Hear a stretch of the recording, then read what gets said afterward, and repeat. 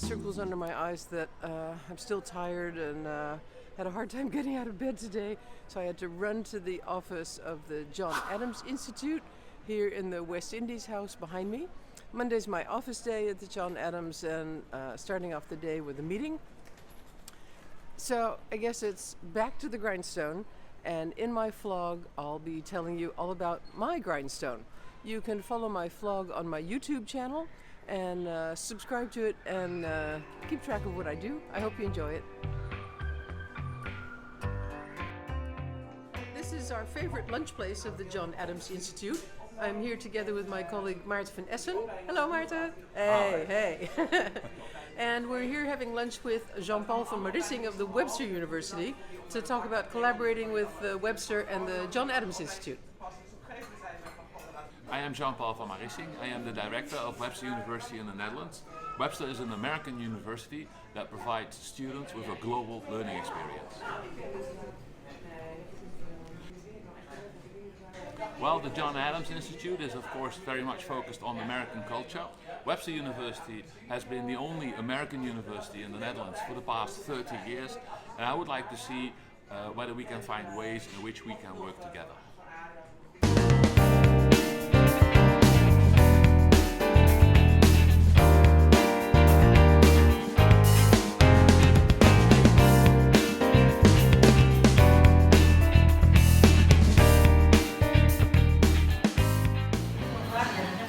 Ik ben in de concept store Friday Next op de Ochtend in Amsterdam. Hele leuke winkel natuurlijk. Nou, ontzettend veel te zien. Maar ik ben hier voor de tentoonstelling van Eva Krebolder. En daarvoor moeten we deze hele enge, smalle trap af. En Eva heeft haar tentoonstelling in de oude badkamer van deze pand op de Overtoom. En hier is Eva. Hoi. Hallo. Hoi, welkom hier op de Overtoom in mijn ruimte. En je kunt het even komen bekijken. Het is er nog een maand te zien. En hier heb ik eigenlijk een soort stad gecreëerd van vazen. Met allemaal verschillende hoogtes. Eigenlijk zodat ze... Ja, ik heb er heel veel bij elkaar geplaatst, waardoor je iets heel stedelijks krijgt. Iets heel, zoals ook hier beneden, dat het wat bijna killerig wordt. En ook die grijze kleur die dat nog eens bevestigt. En ondertussen ook wat gekleurde dekseltjes gemaakt, zodat je een soort variatie, dus ook dat speelse kunt aanbrengen. Dat je dingen kunt veranderen. En daarom heb ik ook een filmpje erbij gemaakt. Well, my husband is a wonderful cook. He spoils me rotten. And this evening we're having turkey with Jamaican spices called jerk. So he marinates the turkey in jerk for a few hours, and then into the oven, slow cooking, and this is what it looks like when it comes out. Oh, lucky me. Michael Chabon, welcome to the John Adams Institute. It's been 16 years since you were last here. That's what they tell me. And you're coming now to talk about your new book, Moonglow. Mm-hmm. Or Moonglow, as it's known in Dutch. Maangloed. Yeah, I'll say it again. Maangloed. Oh yeah, Maangloed. There you go.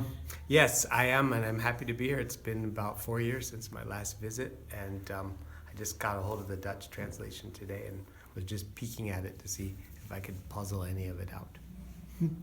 And is it, I know I'm not supposed to ask this, but I'm going to do it anyway. Is the book as autobiographical as some people say it is? You know, you're not supposed to ask that. Oh. No, I'm just kidding. No, I mean, it's a novel. It's a completely fictional object. I mean, it is made out of pieces of lived life and things I heard or remember, but that's true of all my books to some degree or other. But it certainly pretends to be autobiographical, and it presents itself as a memoir. And I tried to stick very closely to some of the, what seemed to be the customs of memoirists in writing it, so that it would feel like you were reading a memoir when you read it. Good morning, Amsterdam. On my way to Hilversum. It's Wednesday, and Wednesday is my radio day. I often go by car with my husband Baptiste. It's fun. He gets to see what I do, and I get a ride, which I love. He's busy today, so I have to take the train, which I also love, actually.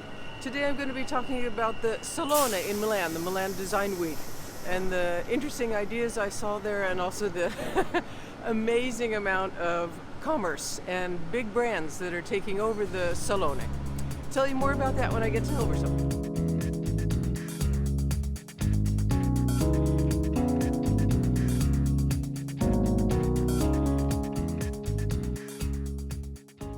And today I'm going to be talking about walkable urbanism, the trend to transform American cities so that you can walk places instead of always having to take the car. So adding street trees, adding bike paths, adding all sorts of simple amenities to make cities more for people and less for cars. America can really learn something about that from Europe. So this is another special evening at Pakhuis de Zwijger in Amsterdam. The John Adams Institute is hosting the renowned economist Branko Milanovic, who is across from me. Hello Branko, welcome to the John Adams. And we invited our family members Onno Ruding and his wife Jeanne Ruding. Jeanne, you're on my vlog. Hello! Hi Tracy.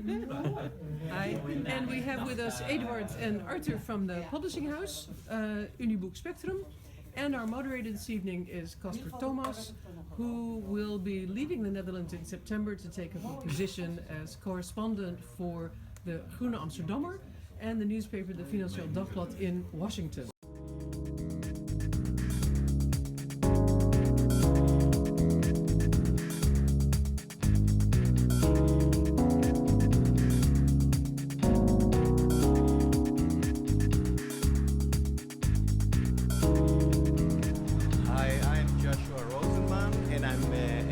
Exhibition at the StadsSalon in Amsterdam. And what's in the Here trunk? in the truck I have my sculptures, which are made of glass, but they are sculptures. And the exhibition is going to be in StadsSalon, and what are you hoping that it will bring you, Josra? Actually, what I'm hoping that the right people, the people who are really interested in art, will be interested in what I'm doing, and I hope to show them that even if you're using glass, you can be a sculptor and just use it as a material. Joris Fontaine's Galerie Fontana. So we're unloading the works by Joshua Roseman as we speak. Ta-da! Getting ready for StadsSalon.